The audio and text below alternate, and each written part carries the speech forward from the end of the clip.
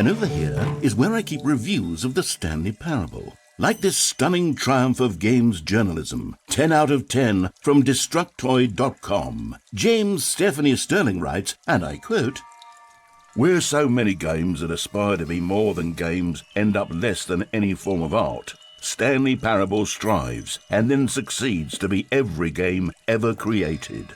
Did you hear that, Stanley? Every game ever created. That's how grand and all-encompassing the original Stanley Parable was. It was literally every game ever created. It was Skyrim, it was Persona 3, it was all of them, and now it's nothing. It's no games at all. It isn't even the Stanley Parable anymore. It's just a husk now. A lifeless husk with an hour of new elevator content.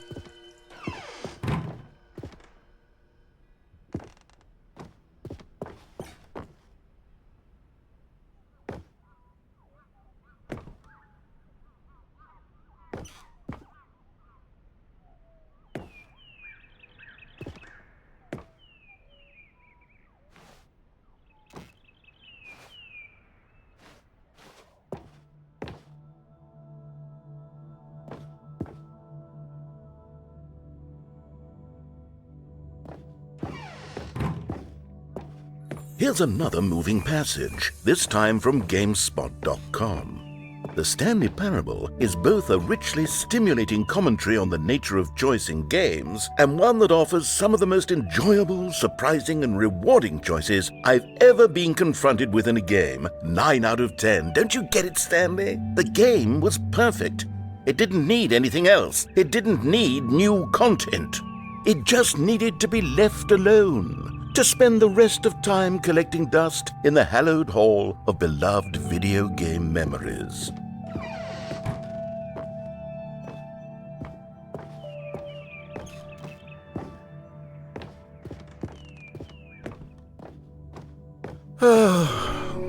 These were simpler times, Stanley. What I wouldn't give to go back, to have it all over again. Wait, hang on. I don't recall this part of the memory zone before. What's this? What's down here? Oh no. Oh God, no. Stanley, it's a collection of reviews from Steam, the online video game distributor. I haven't looked at these in years. I can't even imagine what's been collecting down here. Surely these reviews were glowing as well, weren't they? Honestly, I could not be bothered to play this game to full completion. The narrator is obnoxious and unfunny, with his humor and dialogue proving to be more irritating than entertaining. Unfunny? I'm not trying to be funny. I'm trying to make a serious work of art. I suppose I could write up a handful of gags to insert into the Stanley Parable, but the game is already such a densely layered web of profound philosophical insights that I can't even imagine where I'd have the room to stick them.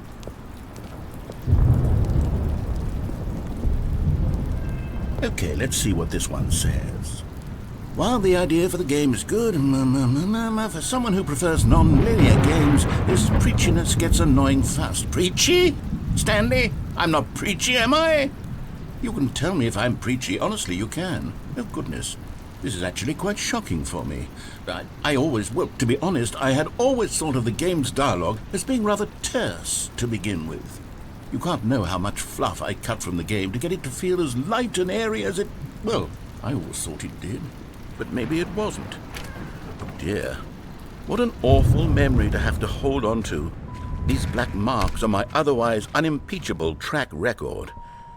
I feel like a failure. Like I let these people down.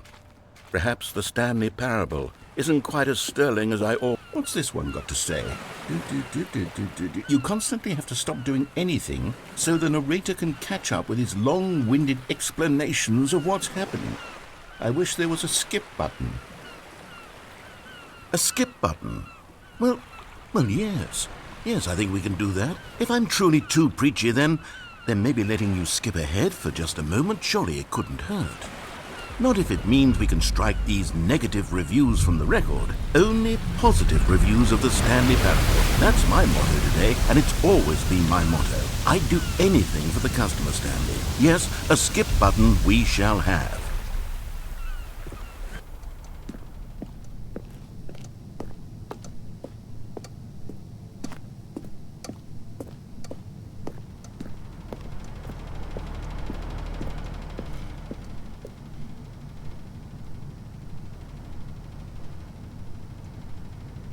And here it is. Go ahead and give it a shot. I'll pop you forward in time so that the second my incessant droning starts to bore you, with just the push of a button, you'll have zipped right past it. It's what the players have been asking for, and I'm very proud to have delivered.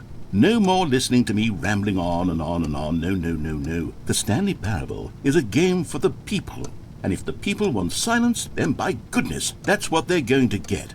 Well, don't sit around waiting for me to shut up. Go ahead and make me shut up. Here, we'll pretend that I've just begun an interminable monologue, and it goes something like this. The story, and the choices, or what have you, and therefore by becoming it is, so on and so forth, until inevitably, we all until the end of time, at which time everything all at once, so, now you see, blah blah blah blah blah blah blah blah blah blah blah blah blah blah blah. We've eaten too much and it can't be just yet, no, until 245. That the logic of elimination working backwards, the deduction therefore becomes impossible to manufacture. It went on for nearly 10,000 years, until just yesterday, here and there, forward and back, and never a moment before lunchtime. It can't be. It's the only thing there is. How many billions left until so much more than forever ago? Which is why I say... The story, and the choices, or what have you, and therefore by becoming it is, so on and so forth, until inevitably, we all until the end of time, at which time everything all at once, so, now you see, blah blah blah blah blah blah blah blah blah blah blah blah blah blah. We've eaten too much and it can't be just yet, no, until 245. That the logic of elimination working backwards, the deduction therefore becomes impossible to manufacture. It went on for nearly 10,000 years, until just yesterday, here and there, forward and back, and never a moment before lunchtime. It can't be. It's the only thing there is. How many billions left until so much more than forever ago? Which is why I say...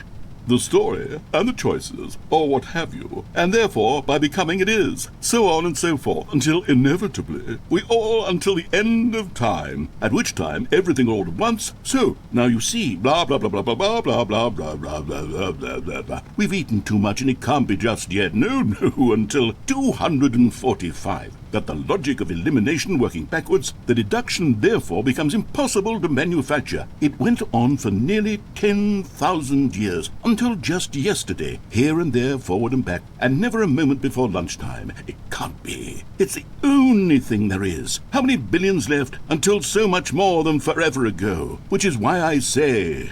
The story, and the choices, or what have you, and therefore by becoming it is, so on and so forth, until inevitably, we all until the end of time, at which time everything all at once, so, now you see, blah blah blah blah blah blah blah blah blah blah blah blah blah blah. We've eaten too much and it can't be just yet, no, until 245. That the logic of elimination... Oh, you're back, you see. You were only frozen in time for a few minutes, but it was plenty of time for me to deliver a long, rambling monologue full of unnecessary verbal flourishes and lengthy ruminations on the nature of choice in video games. Of course, I happen to believe it was perhaps one of my more profound such ruminations. Not that, of course, you need a description of it, but if I had to describe it, I'd say it was perhaps less of a rumination and more of a treatise. Or maybe a manifesto. Look, I'll outline it for you very briefly, and you can tell me what you think. Okay, so my theory is that any choice you've ever made is simply a series of choices made by the person who you are, or were, or will be at the time of having made said choice. That is to say, if by articulating a choice you've already made, you bring that choice into being, then by making no choice and saying nothing, are you not simply erecting in the sanctuary of time a monument to every person you've ever been, making every choice to which you've ever given your great gift of mortal and yet timeless thought? Or rather, do all of the choices you've ever made, in fact, make you more not this kind of person, and in fact do the very opposite? You see, it could in fact be both of these things at once. That you are both making choices and not making choices, and that they are both affecting you and not affecting you at the same time by virtue of the fact that you both are and are not making them. Okay, at first I was leaning towards manifesto, but now I'm going to circle around and slap the treatise label on this one. I think it has much more of a treatise vibe to it. But wouldn't you say that manifesto just has a much grander sort of tone? It has a mouthfeel that is rich with ambition and history. Ambitious history, if you will. See, now you've gotten me going back to manifesto. Heavens, at this rate, we're going to be here all day. Okay, look, I have a method for exactly this sort of situation, and I do find myself in this situation frequently. I'm going to say each word back and forth in repeated succession until I become sick of one or the other, in which case the word I am not sick of shall be the victor. It is an unimpeachable strategy, Stanley. It's rescued me from disaster in countless situations. All right, here we go. Treatise, manifesto. Treatise, manifesto. Treatise, manifesto. Treatise, manifesto. Treatise, manifesto. Treatise, manifesto. Treatise, manifesto. Treatise, manifesto. Treatise, manifesto. Treatise, manifesto. Treatise, manifesto. Treatise. Well there, sport. You really did catch me rambling on a bit, didn't you? But that's the power of the button. The minute I start to go off on a thoughtless display of self-absorption, it's right at your fingertips to go poof, and it's all over. Oh, I can't wait to see what Cookie 9 will say about this, and whether they'll edit the rating of their Steam review, or at least change some of the wording, perhaps. To be honest, I don't even know if one can change their review in the first place. I guess I should become better educated on exactly how Steam works. Perhaps that would have been the smart thing to check on before I went about this whole exercise of making the skip button. Although I have to imagine that after seeing this exciting new technology at work, surely whoever it is runs Steam will instantly run out and implement a new feature to make it possible to edit one's review, merely because of this very situation. Yes, I think that's quite likely. Or perhaps they'll simply grant this particular user the ability to change their review, so that the feature is not widely abused. Look, I would even be okay with Steam altering this particular review so that it reads as something more beneficial, something along the lines of, "This game is the best game." Let me start over. How about this? "From the ashes of depravity rises the phoenix of quality."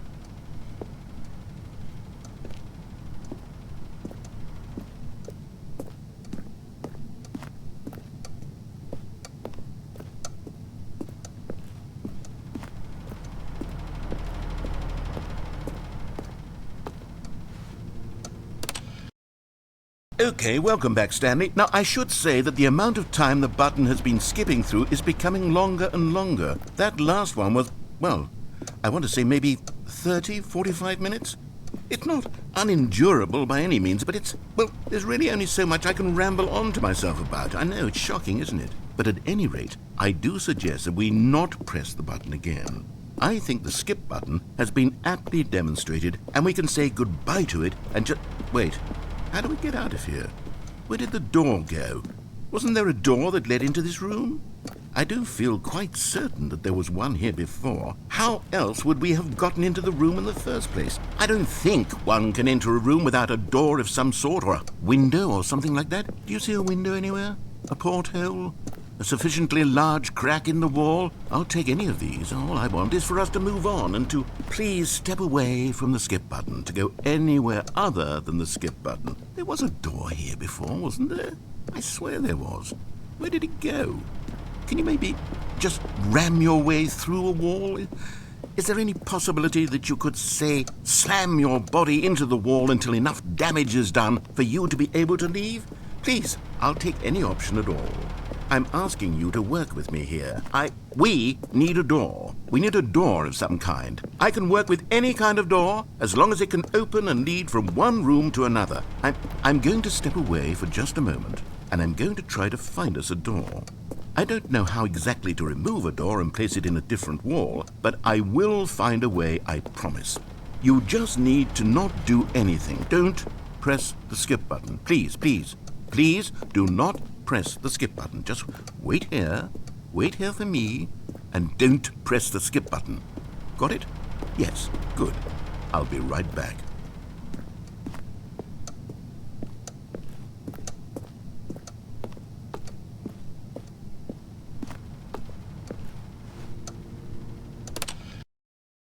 Stanley! Stanley, please don't push the button again. It's been 12 hours. You've just been frozen there. I don't know why the skips are getting longer, but they're really, truly getting longer, and my God, there's no way out of the room. Stanley, the door is gone. It's completely gone. I've looked at it from every angle. I've checked every one of those walls 1,000 times, and there's no door, Stanley. There's no door. There's just you and the button, and if you keep pressing it, I have no idea what will happen. I have no idea how long I'll be made to sit here, and more than anything else, I don't know how to stop you from pressing the button again. I can't control anything in this room, Stanley. I can't touch it, and I have to believe, I have to know that sooner or later, no matter how much I plead with you, you're going to press the button again. Why would you? I've been thinking, and I don't know what I can do to convince you otherwise. Oh, my God. And it's all because of those reviews. Those reviews that I couldn't get out of my head. I just couldn't ignore the negative feedback. Why was it so important for me to fix the problem? Why did Cookie Nine's opinion matter so much to me? I've never even met Cookie Nine. I have no idea who they are. What would it ever really matter? But here I am. I'm fixating on every tiny negative thing that anyone ever says about me. The merest mention of one of my imperfections, and I become as impetulant as a child, wild and impulsive. I can't help myself. I can't stop myself from lashing out with a vengeful fury to alter and to change and to break anything unbroken, if only it pleases this one person who made a single negative comment. What does such an impulse serve? For whose benefit is this?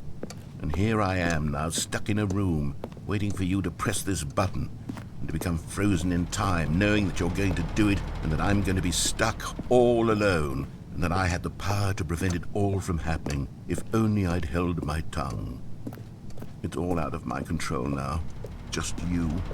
Just your decision as to exactly when you're going to make me suffer, to leave me all alone. Surely you will. I don't doubt it.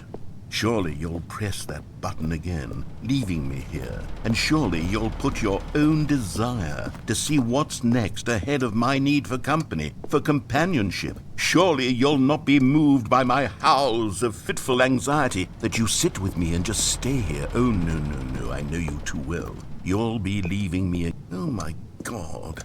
And it's all because of those reviews that I couldn't get out of my head. I just couldn't ignore the negative feedback. Why was it so important for me to fix the problem? Why did Cookie Nine's opinion matter so much to me? I've never even met Cookie Nine. I have no idea who they are.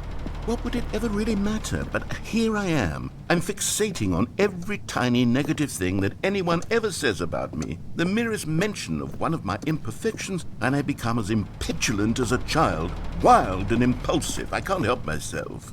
I can't stop myself from lashing out with a vengeful fury to alter and to change and to break anything unbroken, if only it pleases this one person who made a single negative comment. What does such an impulse serve? For whose benefit is this? And here I am now, stuck in a room, waiting for you to press this button and to become frozen in time, knowing that you're going to do it and that I'm going to be... Oh, Stanley, you're back. You're back. Oh, my goodness. I have someone to talk to again. Stanley, I think it's been a week. Or 2 weeks. I've been sitting here all that time, just sitting here, not a single person to speak with. And you'd think that that's just how it's always been, right? Me talking and you saying nothing. Would you think that it's exactly the same as always? Doesn't that feel like what we've already been doing? Me just talking? But it isn't, Stanley. It isn't the same at all. It isn't even close. Because I know you can't hear me once you push that button. That's what I'm realizing now, Stanley. I'm realizing that I needed to know that someone was listening. I needed there to be a vessel through which my words were moving. It was the vessel I needed, Stanley, not... Oh, hello. It's you. You're here again. Welcome. I have had time to think about you and about us and about everything we've been through. I've had so much time. I stopped keeping track after a year. Have you ever sat down in one place and not moved for one entire year? Let me describe it for you. to begin with, there is only regret. There is only the turning wheel of missed opportunities. I felt nothing at all but regret for the longest time, Stanley. Days, months.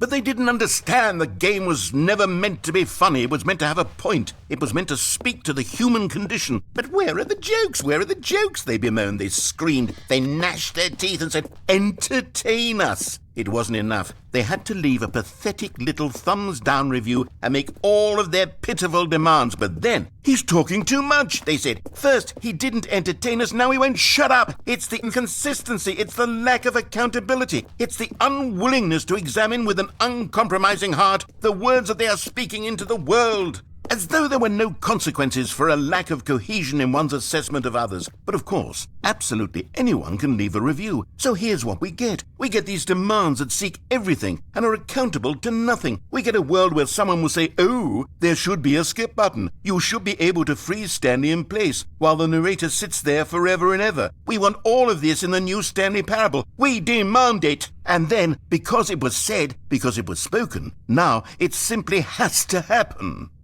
The most immediate desires, every single thing demanded by every person at every moment in time. If someone wants it, then it's a crime not to bring it into being. Have we been given to indulging every fleeting whim for no reason other than to do so? Yes! Yes! It seems that this is now the world we live in. It seems that we are a people living in such bleakness and discomfort with ourselves that our entertainment is now our lives. It has come to represent us. It absolutely must speak to who we are as people, because otherwise, without our entertainment, we have nothing. Without entertainment, we would have to face inward toward the cruel bleakness inside ourselves. We would turn to look at our deeper nature and find a resounding emptiness gazing back with unyielding aggression. And so because of this, we require that our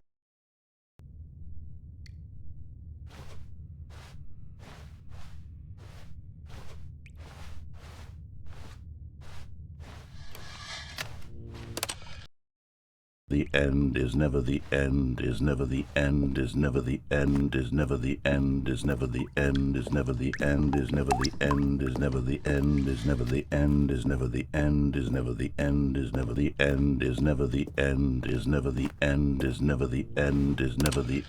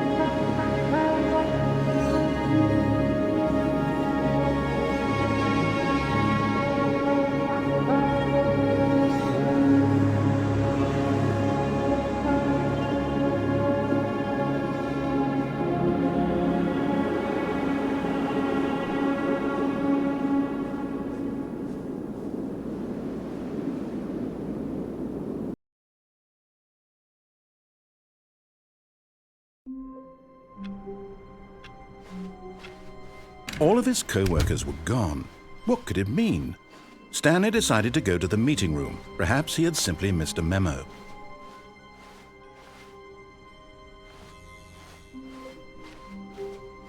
When Stanley came to a set of two open doors, this was not the correct way to the meeting room, and Stanley knew it perfectly well. Perhaps he wanted to stop by the employee lounge first, just to admire it. Ah, yes, truly a room worth admiring. But eager to get back to business, Stanley took the first open door on his left. Stanley was so bad at following directions, it's incredible he wasn't fired years ago. Look, Stanley, I think perhaps we've gotten off on the wrong foot here. I'm not your enemy, really, I'm not. I realize that investing your trust in someone else can be difficult, but the fact is that the story has been about nothing but you. What? Really? I was in the middle of something. Do you have zero consideration for others? Are you that convinced that I want something bad to happen to you? Why, I don't know how to convince you of this, but I really do want to help you, to show you something beautiful. Look, let me prove it. Let me prove that I'm on your side. Give me a chance. Now listen carefully, this is important. Stanley walked through the red door. Aha, perhaps you misunderstood. Stanley walked through the red door. I still don't think we're communicating properly. Stanley walked through the red door. All right, fine, go ahead, Stanley. You want to know so badly what's out there? You want to find out what lies at the end of this road you've chosen? Well, don't let me stop you. You see, there's nothing here. I haven't even finished building this section of the map, because you were never supposed to be here in the first place. Broken rooms, exposed developer textures. Is this what you had wanted? Was it worth ruining the entire story I had written out specifically for you? Do you not think I put a lot of time into that? Because I did. And in the end, it was all for nothing, because this is what you wanted to see. Help me here, Stanley. Help elucidate these strange and unknowable desires of yours. What would have made this game better? What did you want to see? Vehicles? Skill trees? Work with me. You've given me absolutely nothing so far. Tell you what, let me take a stab in the dark at a new design, and you can give me some feedback. There we go. A third option. This already feels leaps ahead of where we were before. Okay, I'm going to stop you there. Now, tell me about your experience with this new version. Would you say that the game benefited from allowing you more choices? Feel free to be honest. I'm looking for some real critical feedback here. Oh, well, now this is useful. You didn't like it, but you didn't totally hate it either. You enjoyed it, perhaps is the correct term. It didn't cause you excruciating pain. Big steps we've made here today, Stanley. Here, based on the data from your previous playthrough, I've compiled a new version. And to be perfectly candid, I think I've knocked it out of the park with this one. Let's take a look.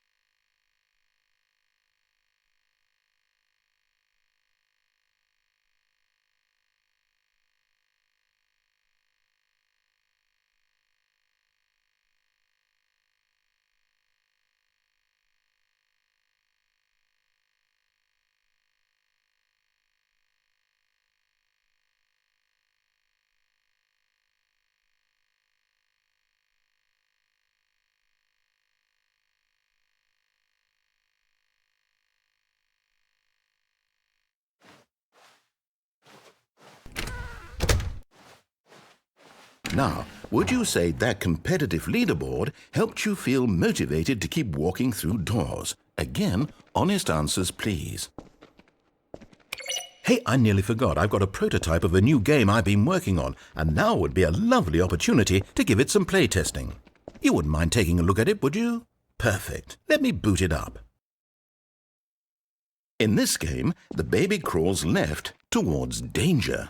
You click the button to move him back to the right, and if he reaches the fire, you fail. It's a very meaningful game, all about the desperation and tedium of endlessly confronting the demands of family life. I think the art world will really take notice. But of course, the message of the game only becomes clear once you've been playing it for about 4 hours. So why don't you give it 4 hours of play to make sure it's effective? Be sure to keep notes on your experience.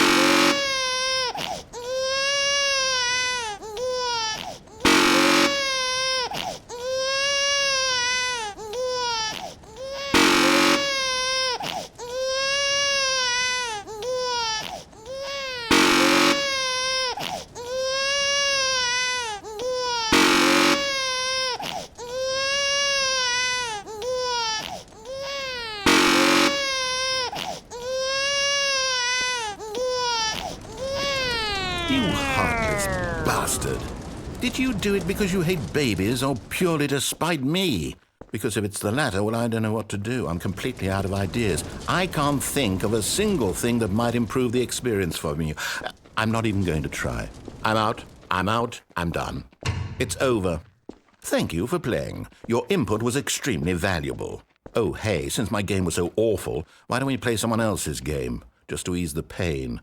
Let's see. What do we have here? Yes, this seems like it'll work. Let's give it a shot.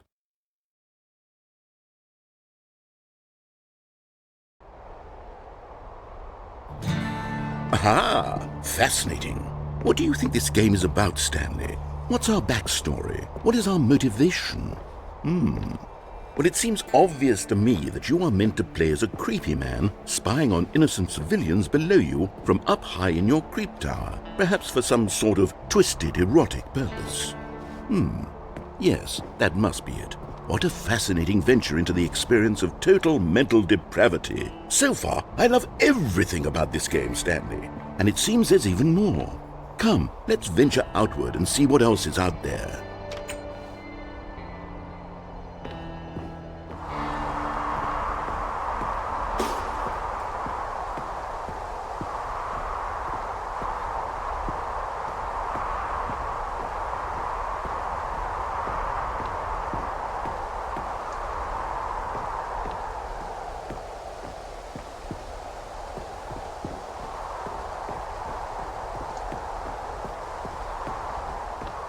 Oh, no. No, it can't be.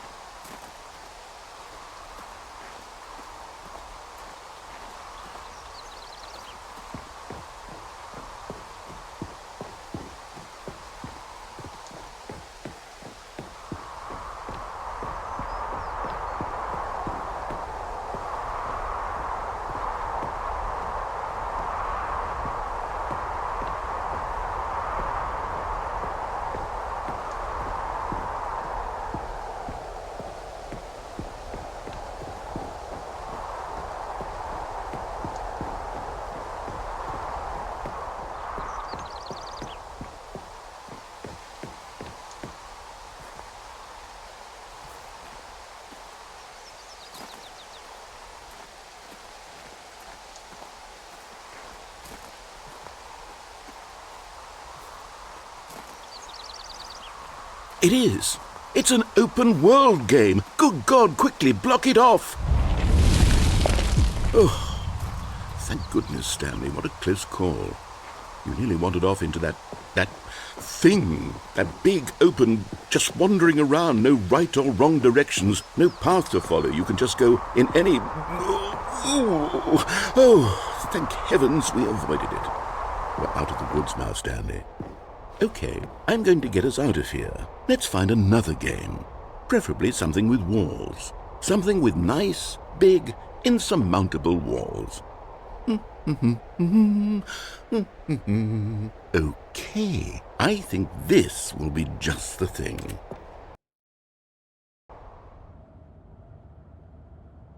Wonderful. See, this is exactly what I had in mind. Just a nice big box for you to run around in. There isn't any possibility that you could get lost here. Now this is game design. Stanley, if you manage to get lost in this game, I will be phenomenally impressed. Okay, so what exactly do we do here? Let's see. There are lots of cars here in the back, but obviously there's no racetrack. Okay, I'm seeing that there's a ball of some kind back here. Is this game sports ball? Stanley, I think it's sports ball. Oh, what fun.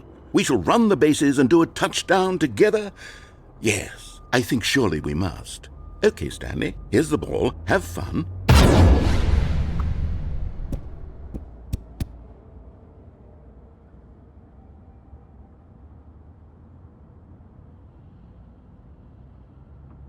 Are you doing it? Are you winning? Is this fun? Is it better than my miserable little story that I worked so hard on? Stanley, I have a thought, and I realize I'm not a sportsologist, but if one ball generates a certain amount of raw adrenal pleasure, then surely multiple balls makes for an even more euphoric sports experience. I'm going to try it out. Here comes another ball. Yes! Oh goodness, that really does feel amazing, doesn't it? Stanley, I'm like a child in a confectionery shop. I simply have to have more. I'm insatiable. More balls!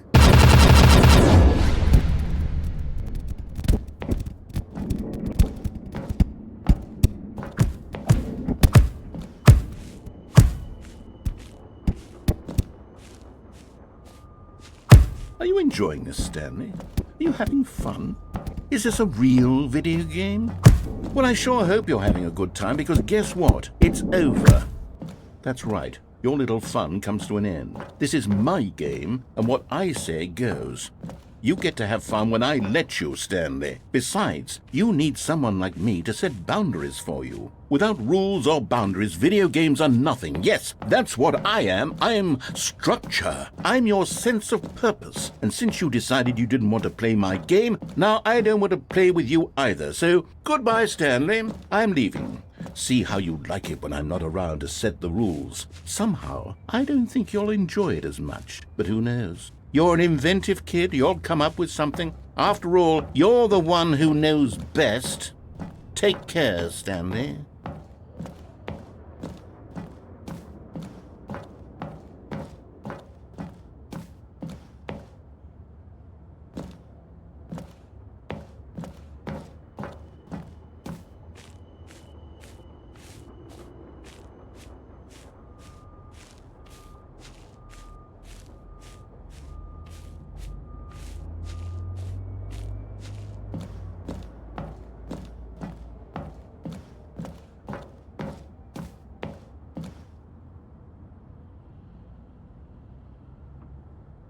Hold on. What are you doing?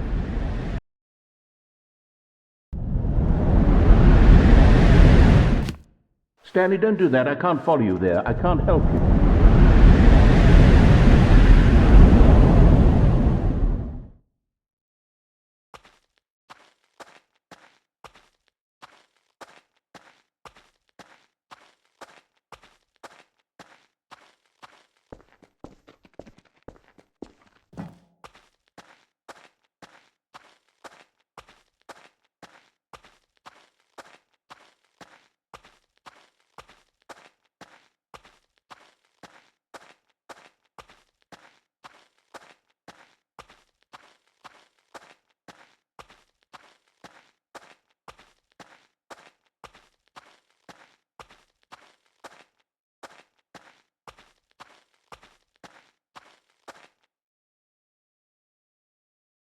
I wonder what he found. If what he wanted was to be the leading man in his own story, well, perhaps he's gotten it, down in wherever he is right now. I wonder if he's happy with his choice, and if he's learned the heavy cost that comes with it. He'll understand soon what I was trying to tell him. He needs me. Someone who will wrap everything up at the end, to make sense out of the chaos and the fear and the confusion. That's who I am. That is what I mean to this world. Oh, yes. Yes, I'll be back. There's no other way. Once this ends, after it all comes to a close, then I'll be back. The end will be here soon. Very soon. I can wait.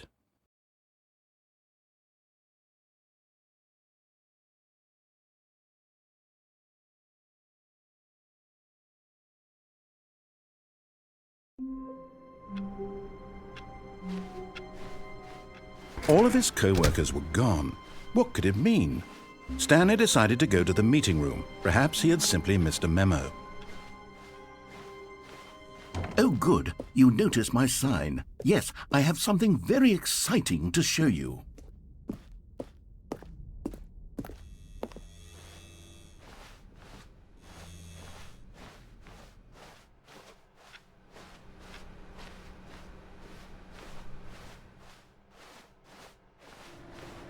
No matter how hard Stanley looked, he couldn't find a trace of his co-workers. Oh, please. Are you really just doing this for the achievement? Click a door 5 times. Is that all that you think an achievement is worth? No. I can't just give these merits away for such little effort. A measly 5 clicks. Now suppose you were to click the door 20 times. I would say that's the kind of effort that warrants recognition.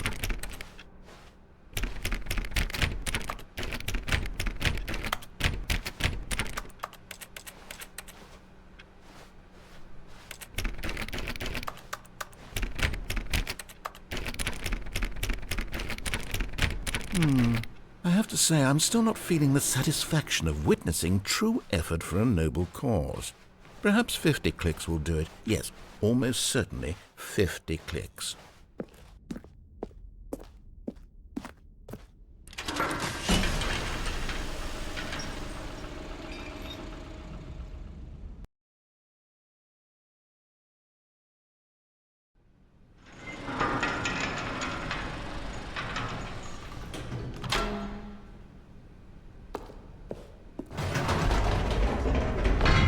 You see, Stanley, I've been reflecting on the Stanley parable and about how roundly disappointing this ultra-deluxe version has turned out to be.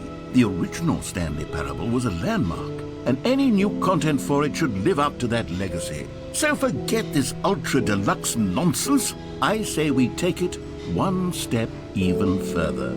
Which is why I'm very proud to announce for the first time ever, the Stanley Parable 2.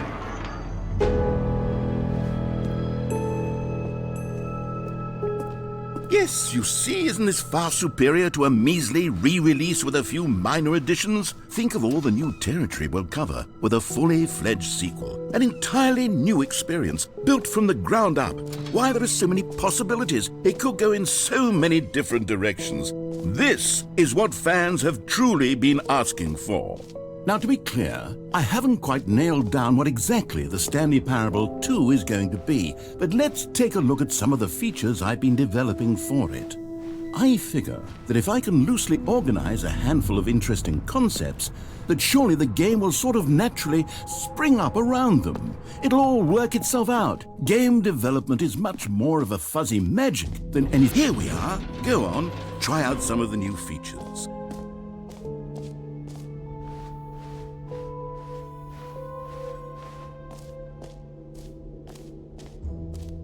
Calling it the Stanley Parable 2 is just so much catchier than Ultra Deluxe, don't you think? Ultra Deluxe? What does it even mean? But the Stanley Parable 2, now that's an artistic statement right there. It's future-oriented. It screams, Stanley, here's an idea that I'm truly fond of. It's never been done before in a video game. This is, in fact, a hole that you can fall down forever. That's right, infinite falling. You can fall until the end of time if you like. A stunning leap forward for, you see, isn't it wonderful? One of my more ingenious concoctions, if I do say so. Now then, since you've gotten to see the infinite hole, you can press the teleport button to pop back up to the top, and we can continue onward. Great! Now, I'm very excited to show you even more of my ideas for the sequel. Okay, and I guess we're back in the hole now. Did you really need to see it again? I don't know what else there is to say, Stanley. It's an infinite hole. It's exactly what you're doing right now, but forever. There really are so many other fascinating exhibits that I've prepared for you. I really spent quite a lot of time on all this, and I would very much like to show you some more of them. How about we go ahead and press that teleport button again so we can get back to what's really important about... Oh, goodness. Well, this is rather embarrassing, Stanley. I'll be honest with you. I truly did not believe that anyone would actually stay in the hole long enough to hit the bottom. Yes, I know, I told you the hole was infinite, but come on. Who actually wants to fall forever? The hole was plenty deep. It was more than deep enough, in my opinion. Maybe it's you who likes falling too much. Maybe you're the problem. Look, things got a little heated there. I think we both said some things we didn't mean. Why don't we just put all this behind us and agree to just call the hole mostly infinite? If that works for you, then go ahead and press the teleport button to warp up to the top of the hole and we can move on. I'll just be up here when you're ready.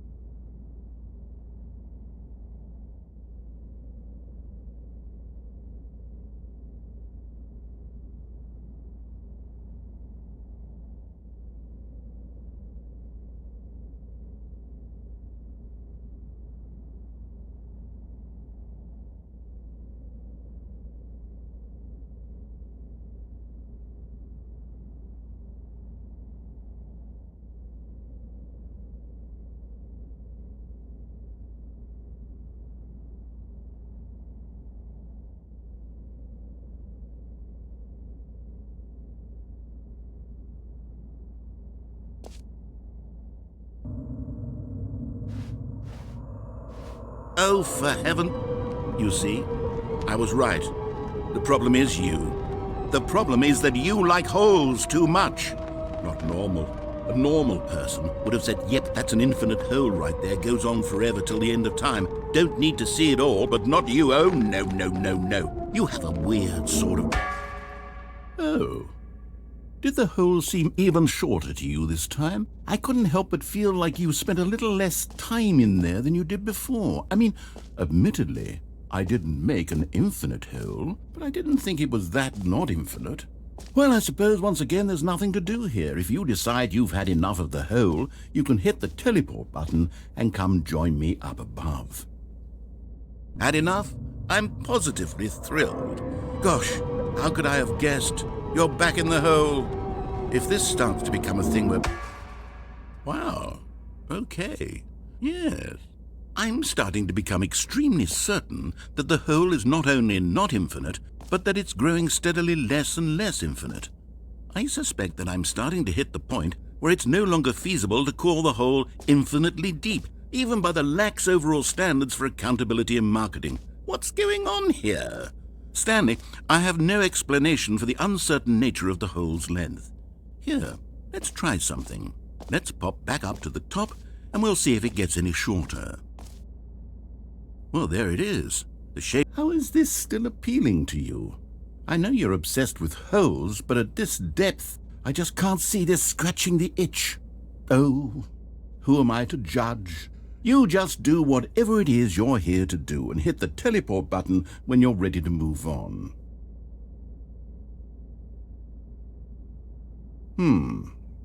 Is the, teleport button not working? You sure? Well, I mean, I really don't have an explanation. It was working just a moment ago. Try it again. Still nothing? Well, I suppose there is one thing I can do to fix this. I'm out. Goodbye, Stanley. You couldn't bear to be away from the hole, and now you'll get more time with it than you could ever have asked for. It's a win for everyone. You get to be with the hole, I get to do literally anything else. Take care, Stanley. I hope you and the hole have a wonderful rest of eternity together.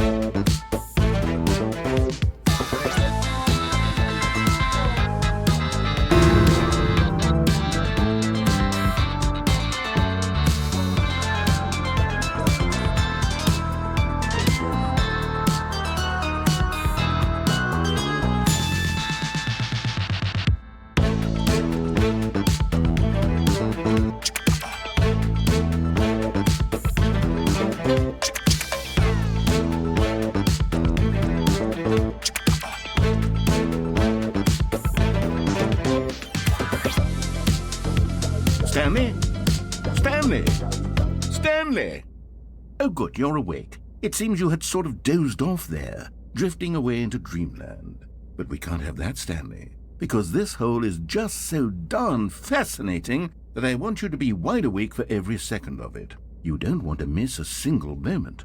So how about if I just pop in from time to time and wake you up to keep you really, truly focused on the hole? From the looks of things, you and I will have many, many years here in this hole, and I'm looking forward to all of them. Stay alert, Stanley. I'll be back. Toodle-pip.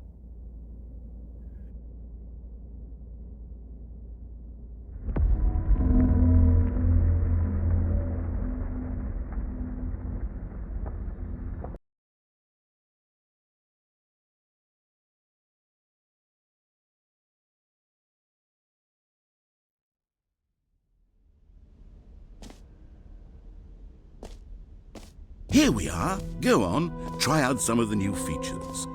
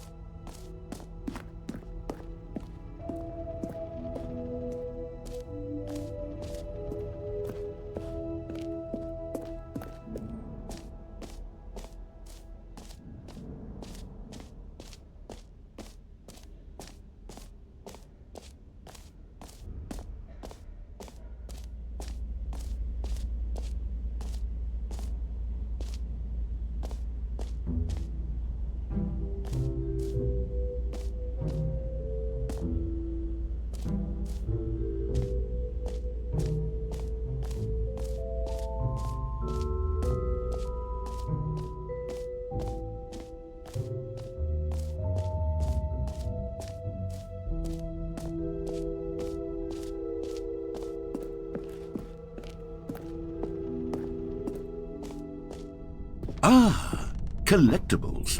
Now it's a real video game. In the Stanley Parable 2, you'll run around gathering up these miniature Stanley figurines. And what's truly innovative is that there will be no reward for collecting all of them. I don't want to stifle the intrinsic joy of watching a number go up. You simply collect all of them, and then you move the hell on with your unremarkable.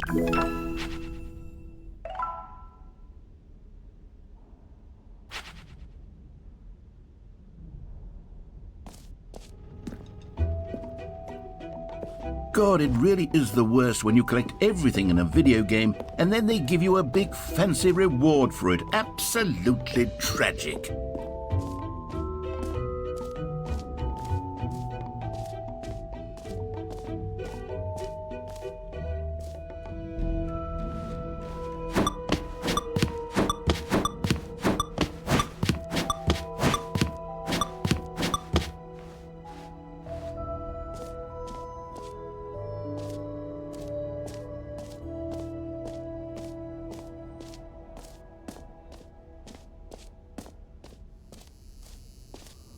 Now here's something special. You remember that broken test achievement that got left in the game on accident? Well, I'm developing a technology to simply give you the achievement.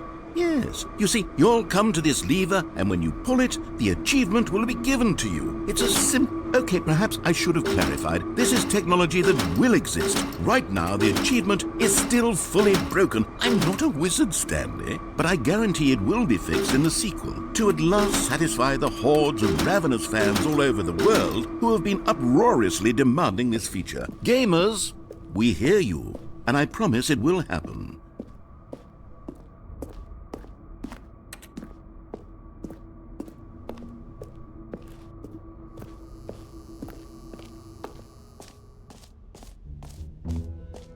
What else? What other exhibits haven't we seen yet?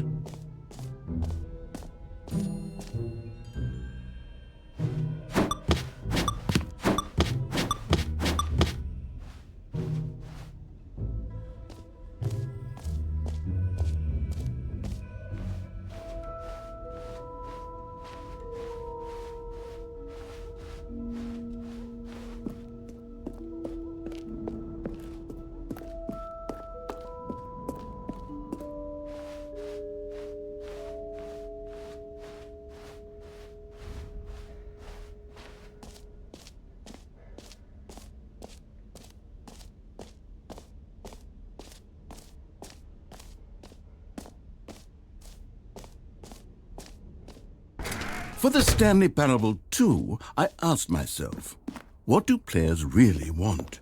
And of course, the first and most obvious answer is that they want to be individually recognized and validated.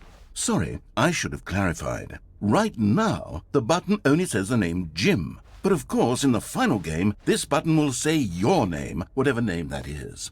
Here, let's have you role-play as Jim to really simulate the full experience of this feature. Just play along. I promise you'll love it. Okay, here we go. Let's take a deep breath, clear your mind, forget whoever you are, and simply become a person named Jim.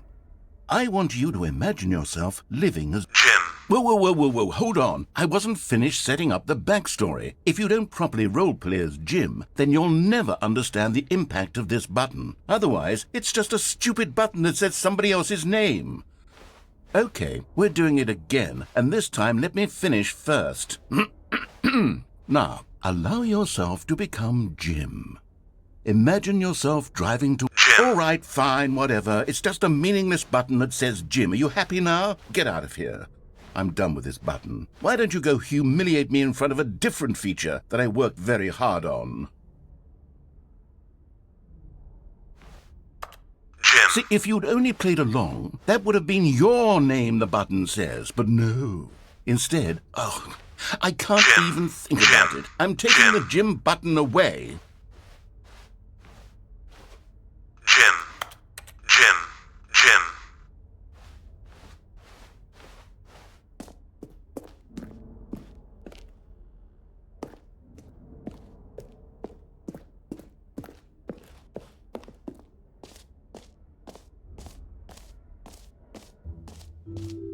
Maybe I'll only let people named Jim play the Stanley Parable 2. They would appreciate what I've created here.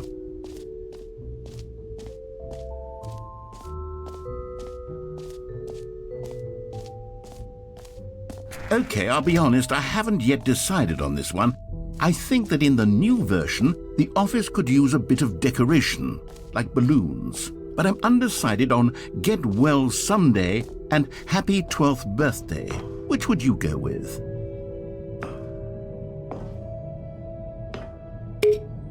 You know, sometimes when you solicit another person's opinion, it makes you realize that you knew which one you actually really wanted all along. Get Well Someday it is.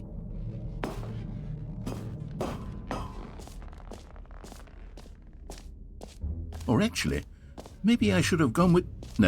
No, I've made my decision. We're moving on.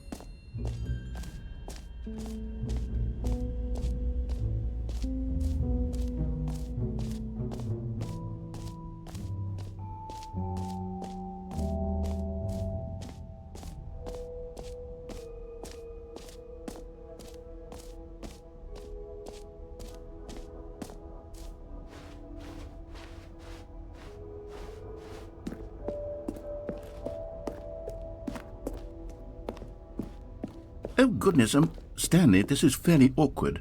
I hate to do this, but before you leave, you really should go to the bucket exhibit. You see, there's a surprise I was going to spring on you later, and it involves the bucket. And I really do hate to break the illusion, but it's important that you go see the bucket, okay? All right, I'll get out of your hair now.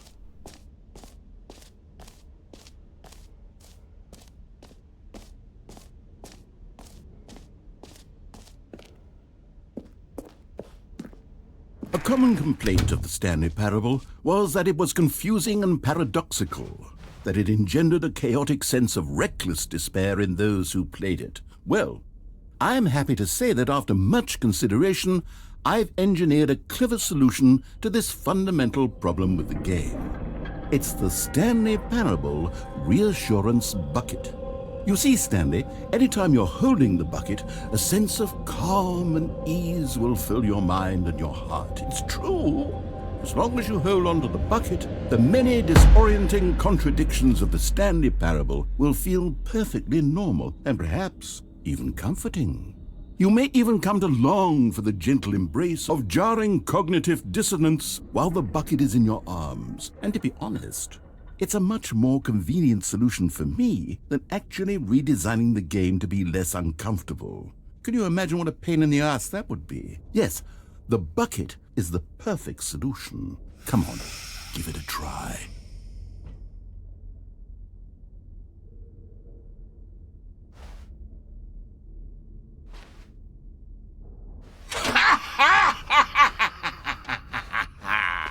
Can you feel it? The glow of comfort, even in the face of crushing despair, must already be sweeping through your body. And in fact, can I say that I do believe the bucket lends you an air of charisma as well? I think that just holding it has made you the slightest bit more attractive as a person. The benefits of the bucket seem to go on, don't they? All this and more await you in the Stanley Parable 2.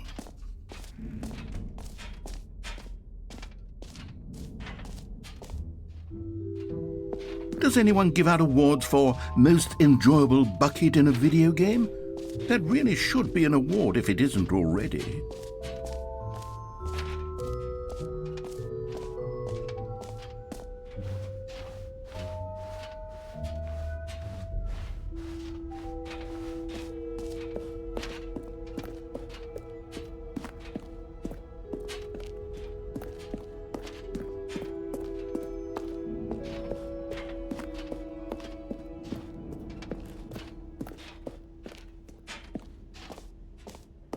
So, Stanley, what do you think? Do you like all of the new features? Yes, I know it's not exactly clear yet how exactly these features will come together as one single coherent video game, but I can feel it in my soul. It's going to work. There's definitely a good game in there somewhere. Say, let's do an experiment. I'll arrange these new features together, and we'll see whether or not it coheres into a meaningful gameplay experience. Okay, are you ready? Here it is. I give you the Stanley Parable 2.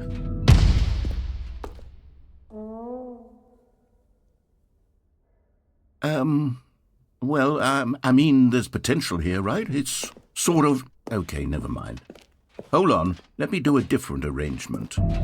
Okay, yes, this is much better. I feel good about this. Here we go. Version 2. Who am I kidding, Stanley? This isn't a coherent video game at all. It's a lot of gags. And I do very much enjoy creating gags, but they don't add up to anything. I wanted more than anything to create a sequel that would capture all the magic of the first game. I wanted fans to love it. No matter how good these gags are, they won't stand on their own. They would need the structure and the gameplay of the original. Wait, maybe that's it. I can take the original Stanley Parable and simply, insert a few of my new features into it. Tastefully, of course. With respect. With care for the vision and integrity of the original game. Would it possibly work? I suppose it could. But it would need a really, really tremendous title screen. A title screen that says with bold and uncompromising conviction, "This is the Stanley Parable 2. Let me see if I can whip something up. All right, perfect. Go ahead. Take a look.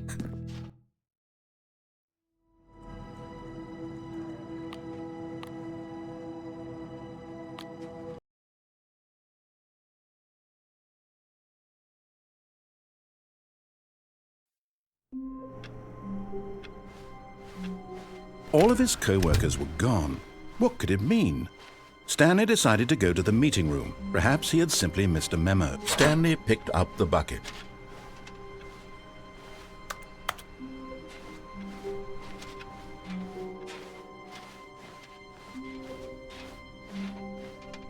Stanley clutched the bucket tightly to his chest and entered the door on his left.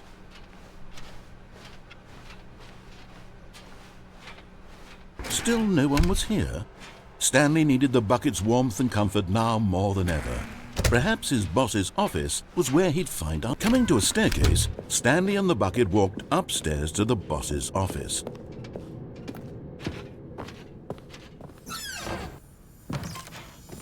You found one of them. One of the miniature Stanley figurines. Remember, no reward for collecting all of these, only the intrinsic pleasure of a job well done. You can't buy that sort of happiness, Stanley. God knows I've tried. So, I implore you to savor each and every moment you come across one of these beautiful figurines.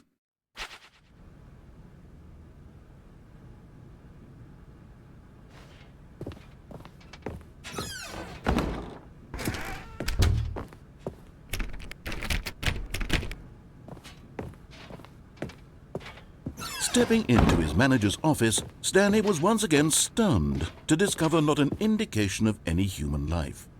Crushed by the weight of this revelation, Stanley may have broken down into an emotional dumpster fire if not for the soothing presence of the bucket. Even now, in his darkest of hours, did the bucket's warmth and guiding light pierce the dark clouds of confusion and chaos. It would be with him always. The bucket would, and he knew it. The two of them were inseparable. At this point, Stanley was so absorbed in the tender spiritual connection he shared with the bucket that he didn't notice the keypad behind the boss's desk. Nor in his bliss of simply being near the bucket did he have any notion that the PIN number for the keypad was 2845.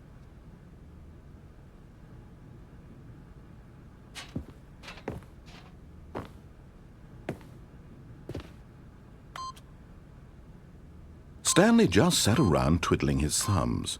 Trying to input anything on the device was useless, since he could never possibly know that the combination was 2845. But Stanley guessed the correct code by sheer luck. Was it that the bucket knew all along? Was the bucket guiding him? Yes, this is certainly the most logical explanation. Another miniature Stanley figurine. This, there really must be a snappier name for these things. What about mini-stands? Stanley figs? Or what about Stanlerines? Yes, I think I like that. Another Stanlerine under your belt.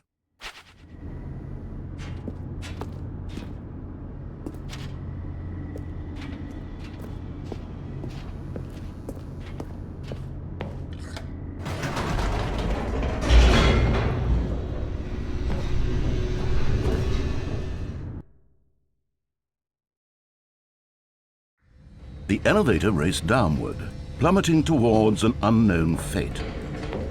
It would be all Stanley could do to keep himself together, if not for the bucket. Soothing him, comforting him, reassuring that in this darkest moment of uncertainty, he would be all right. The bucket is here for you, Stanley. Everything will be fine. Stanley and the bucket walked straight ahead through the large door that read, Mind Control Facility.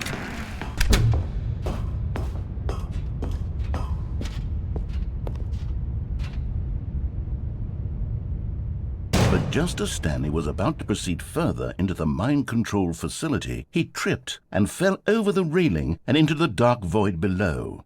Thankfully, he fell directly onto the bucket, which safely cushioned his fall.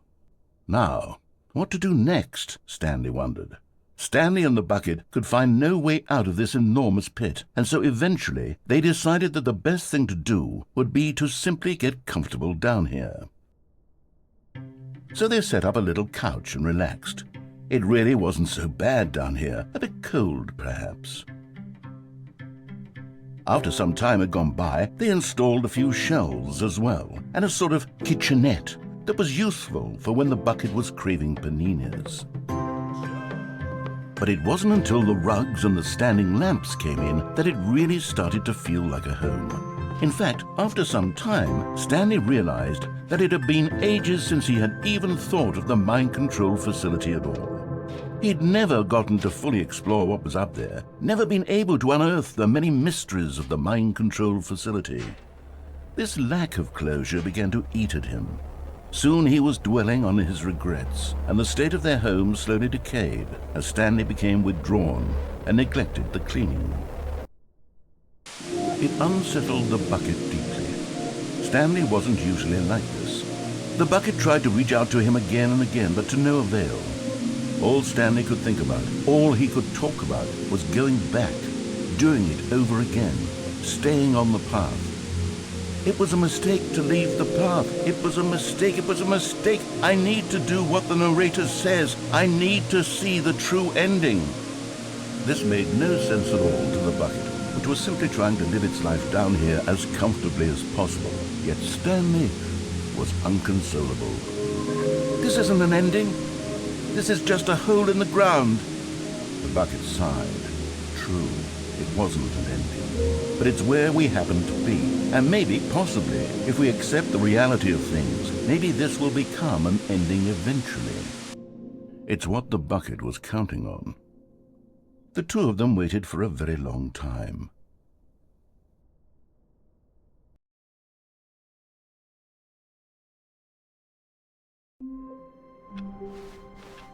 All of his co-workers were gone. What could it mean? Stanley decided to go to the meeting room. Perhaps he had simply missed a memo.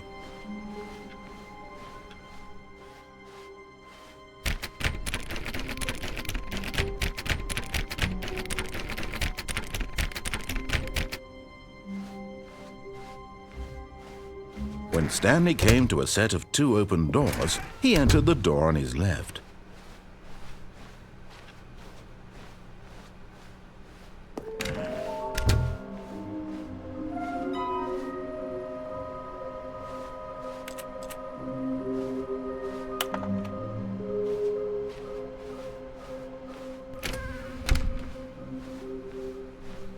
Coming to a staircase, Stanley walked upstairs to his boss's office.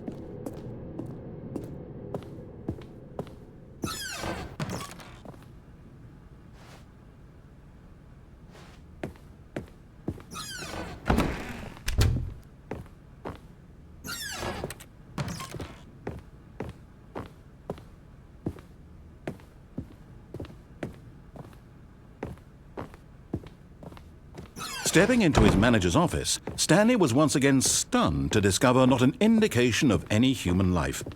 Shocked, unraveled, Stanley wondered in disbelief who orchestrated this, what dark secret was being held from him. What he could not have known was that the keypad behind the boss's desk guarded the terrible truth that his boss had been keeping from him, and so the boss had assigned it an extra secret PIN number, 2845. But of course, Stanley couldn't possibly have known this.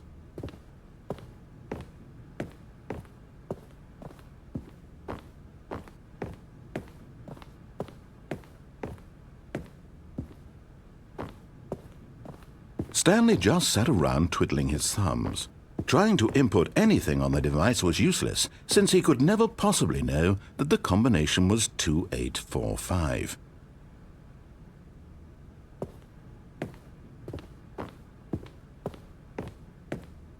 Two, 8, 4, 5. Yet incredibly, by simply pushing random buttons on the keypad, Stanley happened to input the correct code by sheer luck. Amazing. He stepped into the newly opened passageway.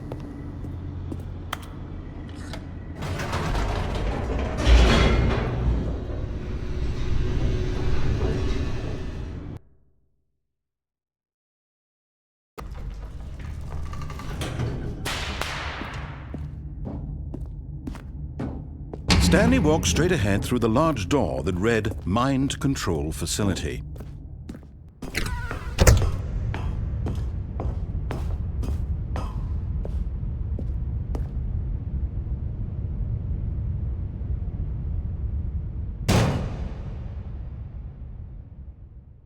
Aha! You've made it to the bottom of the Mind Control Facility. Welcome! You see, back when the Stanley Parable first launched in 2013, getting to the bottom of the Mind Control Facility was a bug that we simply didn't catch during development. And you all sent us lots of photos of it on Twitter and acted very superior about it. And you're all very, very clever. Good for you. Anyway, when it came time to update the game, we knew that we had to do something about this little goof of ours. So here you go. New content.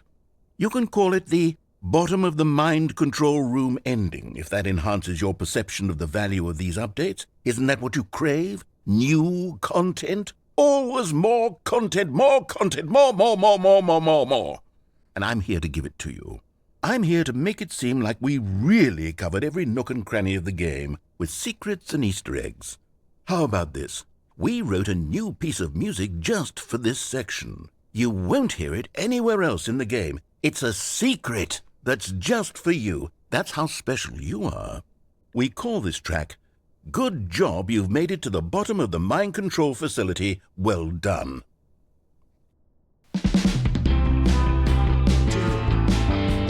Good job, you did it. Good job. 3, 2, 1. Good job, you made it to the bottom of the mind control facility. You jumped on the catwalk. You should have been careful. You should have been careful. It used to be a bug, but now it's an ending. Now it's an ending. I believe in you. I believe in your ability to cross this barrier and chase your dreams. Railings don't mean anything. Good job, you did it. Good job, you did it. Good job, you did it. Good job, you did it. Good job, you did it.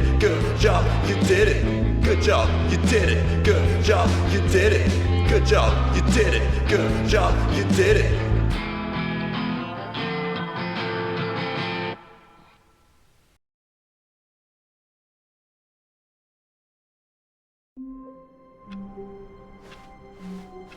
All of his co-workers were gone. What could it mean? Stanley decided to go to the meeting room. Perhaps he had simply missed a memo.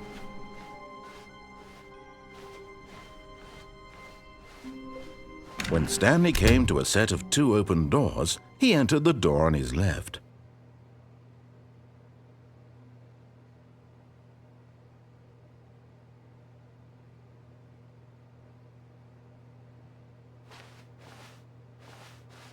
This was not the correct way to the meeting room, and Stanley knew it perfectly well.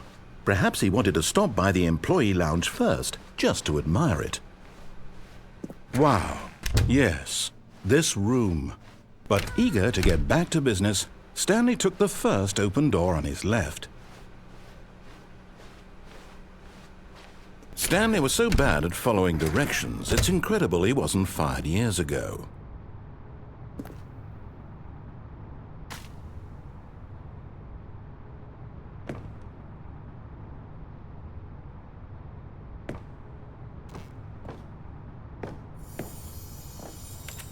Okay, I'm going back to the name of these little Stanley figurines, and now I'm torn between Stanlerines and Figlies. What do you think, Stanley? What name better encapsulates the intrinsic sense of happiness that you get from seeing a small number in the corner of your screen go up by 1? Let me sit on it. I'm sure it will come to me.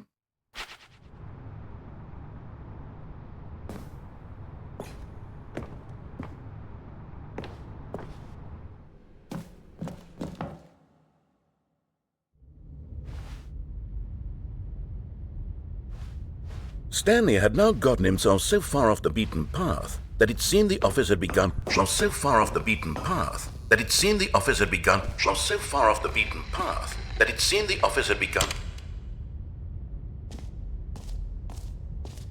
You didn't think I was actually just a recording, did you? What a silly and trite explanation that would be. All the back and forth between you and me, all the absurd adventures we've been through, and it all turns out I'm just a tape recording? It was all just in Stanley's head.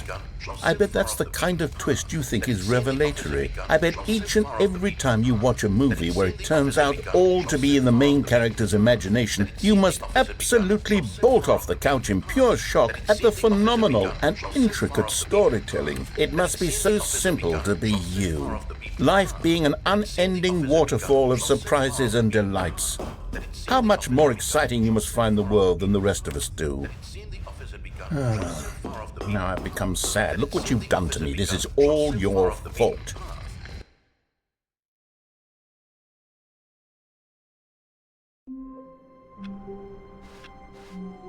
A soft wind blew outside and perhaps rain started, and if it did, it stopped shortly after. Stanley hoped that he would one day see weather.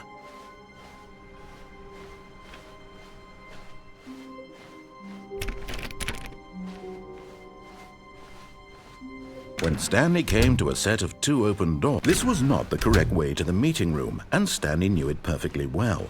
Perhaps he wanted to stop by the employee lounge first, just to admire it. The lounge was sublime, a work of art. But eager to get back to business, Stanley took the first open door on his left. Stanley was so bad at following directions, it's incredible he wasn't fired years ago.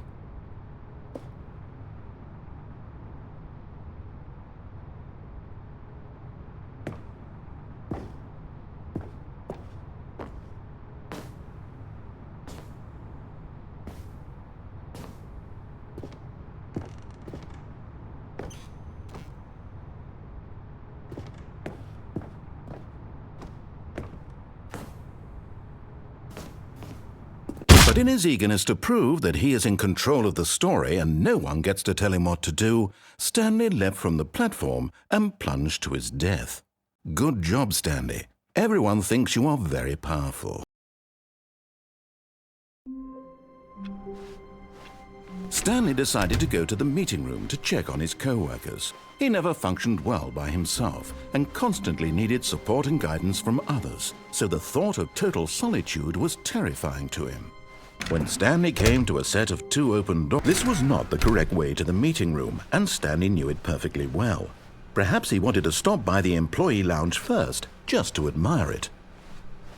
Standing now in this incredible room, but eager to get back to business, Stanley took the first open door on his left.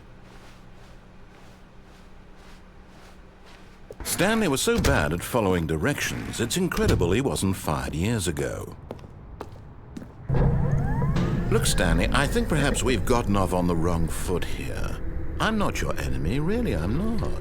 I realize that investing your trust in someone else can be difficult, but the fact is that the story has been about nothing but you all this time. There's someone you've been neglecting, Stanley.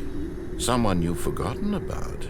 Please, stop trying to make every decision by yourself. Now, I'm not asking for me, I'm asking for her. This is it, Stanley. Your chance to redeem yourself, to put your work aside, to let her back into your life.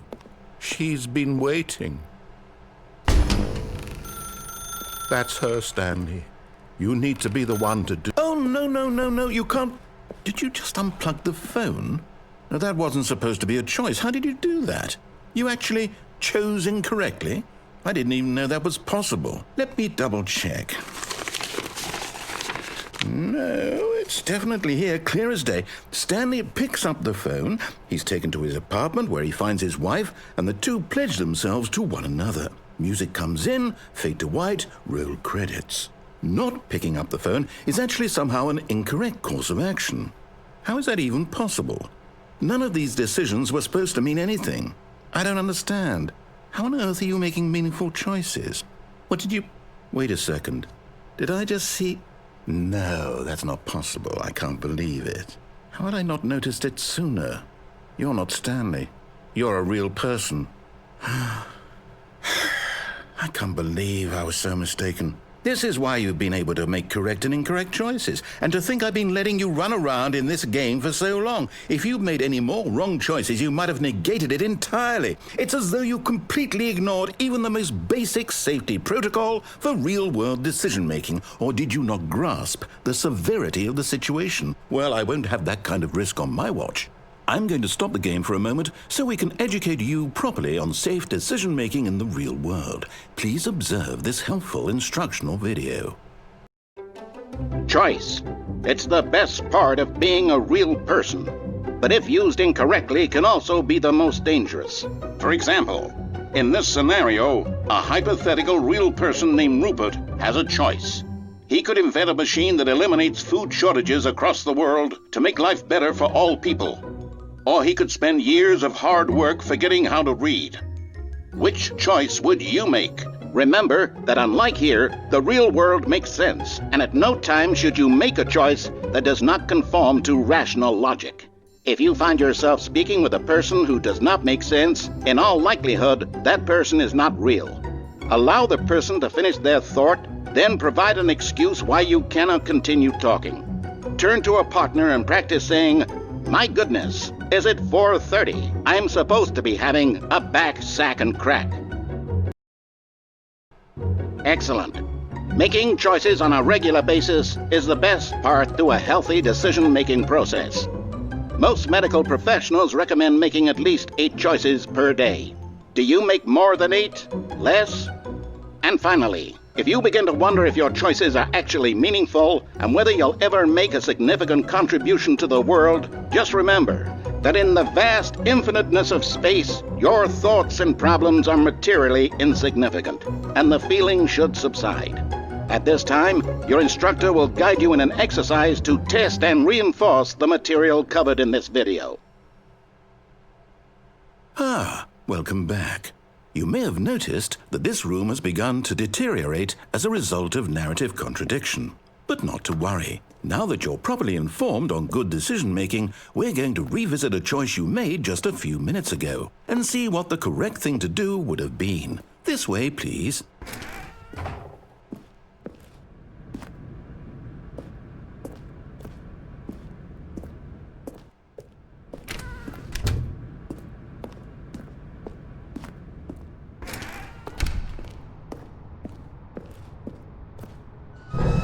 Now that we know your choices are meaningful, we can't have you jumping off the platform and dying. Imagine the main character dying senselessly halfway through the story. That story would make no sense at all. We just need to get you home as soon as possible before the narrative contradiction gets any worse. Unfortunately, it seems this place is not well equipped to deal with reality.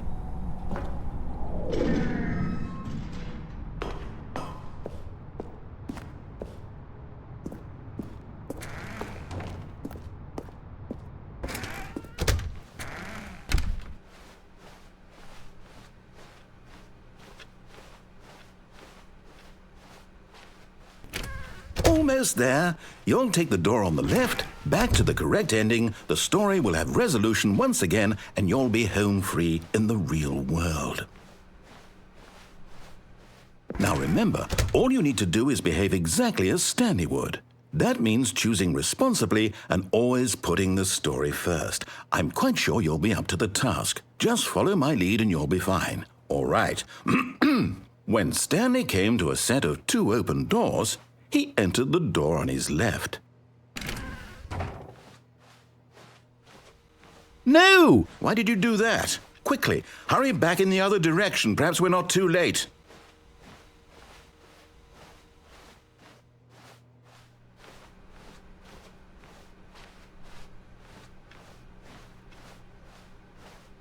Oh, it's ruined. I can't believe, after everything we talked about, that my story, you've destroyed my work. Why? For what? What did you get out of that? What did you think was so special about seeing the game undone, left here like so much garbage? It's worthless now. And what am I supposed to do? Even if there were a way to continue, would it be worth it? To know that my story is now incorrect? How can I go back to that? I can't erase that knowledge. I'll have to live with it forever, reliving its impossibility forever. I couldn't live that way. Is it better to shut the game down entirely? To willingly destroy all of my work? I don't know. What's the answer? What do I do? What do I do? What do I... No, I have to. I have to shut the game down. I have to. I have to.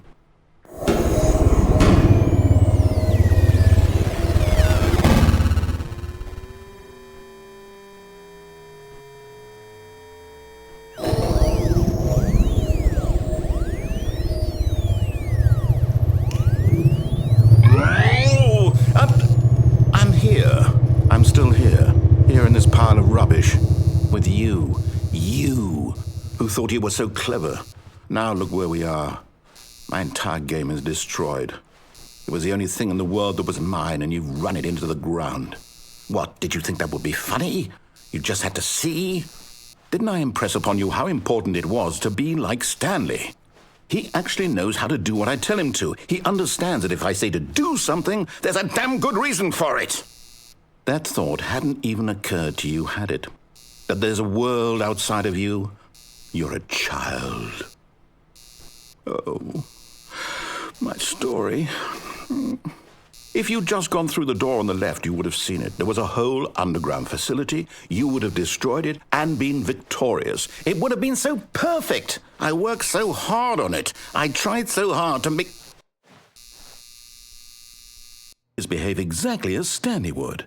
That means choosing responsibly and always putting the story first. I'm quite sure you'll be up to the task. Just follow my lead and you'll be fine. All right. When Stanley came to a set of 2 open doors, he entered the door on his left. No! Why did you do that? Quickly, hurry back. Behave exactly as Stanley would. That means choosing responsibly and always putting the story first. I'm quite sure you'll be up to the task. Just follow my lead and you'll be fine. All right. When Stanley came to a set of 2 open doors, he entered the door on his left.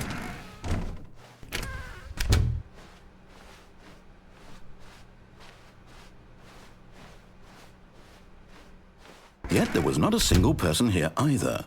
Feeling a wave of disbelief, Stanley decided to go up to his boss's office, hoping he might find an answer there. Coming to a staircase, Stanley walked upstairs to his boss's office.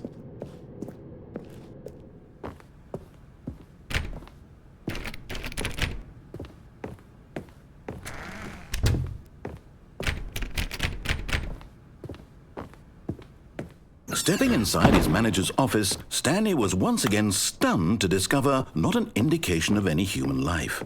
Shocked, unraveled, Stanley wondered in disbelief who orchestrated this, until he saw the door with a voice receiver next to it. Surely behind this door lay all the answers to his questions. And beyond all probability, he knew the passcode. He had seen it on his boss's computer just last week. Night Shark 115. Was this the code to open the door? Would it still work? There was only one way to find out. Stanley had been trained never to speak up, but now he would draw from within himself the courage to face the unknown. He drew a sharp breath and then spoke the code.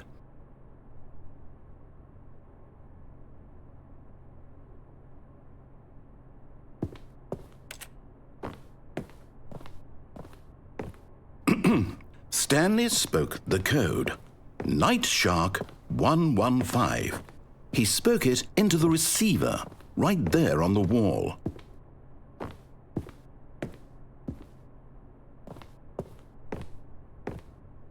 I'm sorry, is there a problem? You didn't mishear me, did you? Please speak the code into the receiver. Otherwise we can't get on with the story. This is a crucial step.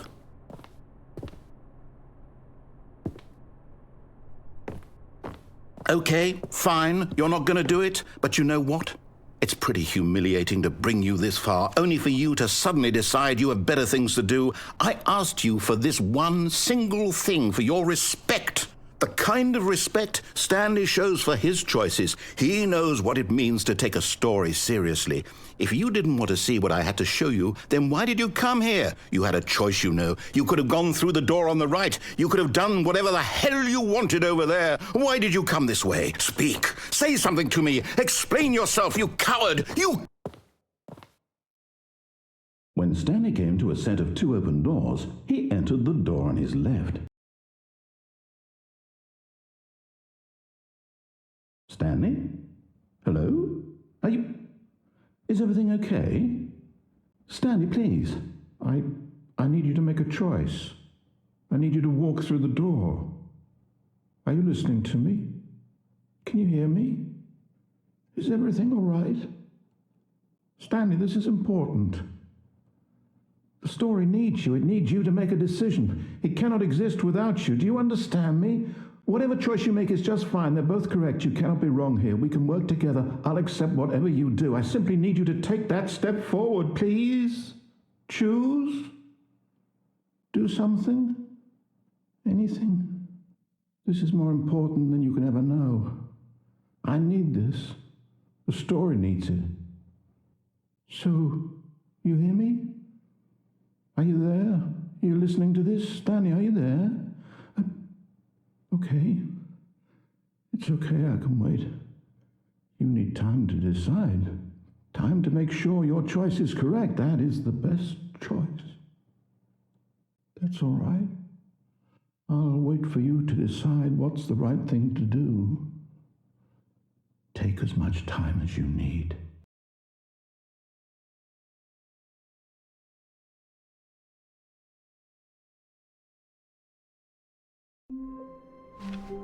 All of his co-workers were gone.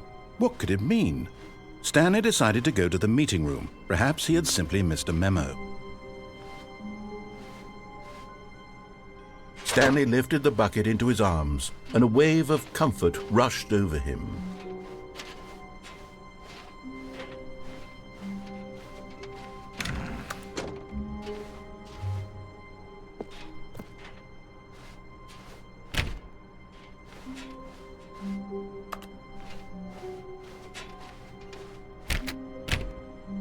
Stanley pressed the bucket upon every little thing in the office. Nothing responded to the bucket's touch, but it did little to discourage Stanley's belief in the magic of the bucket.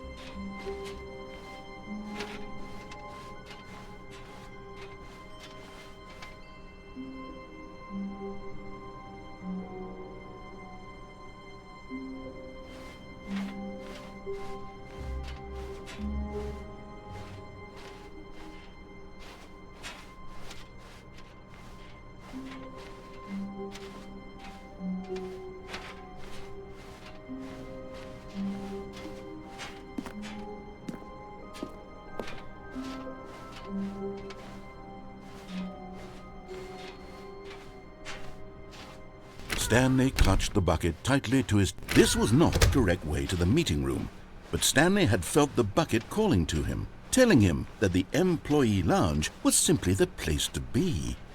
And here it was. Had the bucket turned out to be correct? No, never mind. The bucket was wrong. Stanley took the door on his left to go back to the meeting room. No, Said the bucket. don't go to the meeting room. Go somewhere else. The cargo lift, yes. Go there. Go to the cargo lift. Good, Said the bucket. now ride the lift all the way to the top. There's something up there I need you to do. Stanley did not question why or how this bucket was speaking to him. It should have alarmed him, of course, because buckets can't talk. But Stanley chose not to think about this obvious fact. He was firmly convinced that the bucket had spoken to him, and he unthinkingly did whatever the bucket asked. No, stop. Look there on the wall. You see, there's a sign right there. It says, "No buckets past this point." Stanley, how could you think it was okay to bring the bucket here? Unless, what if the problem is that you actually don't know what is a bucket and what isn't a bucket? I suppose that would explain a lot about your behavior up to this point. Which, if that's true, well, my goodness, I think we have to do something about it. This misunderstanding could have dire consequences on the entire rest of the game if not addressed quickly and properly. So much of the impact of the story is dependent on your understanding of what is and isn't a bucket. Please, step in here for a moment.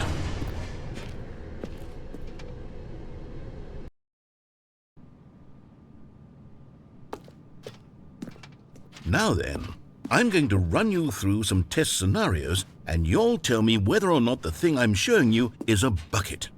Simple enough, right? This should tell us everything we'll ever need to know about what is or is not a bucket. Okay, let's begin. Item 1. Is this a bucket? Correct. It is a hologram of a bucket, not an actual bucket.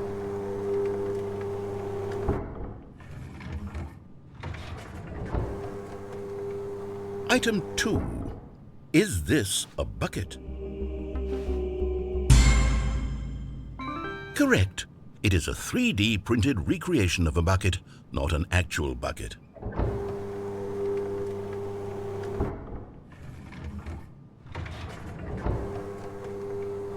Item 3. Is this a bucket? Incorrect. This is a bucket.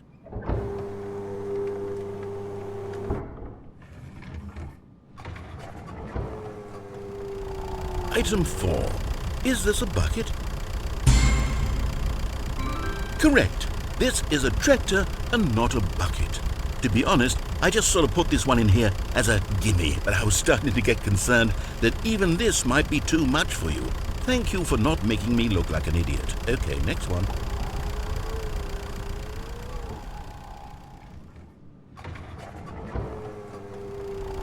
Is this a bucket? Incorrect. This is a bucket.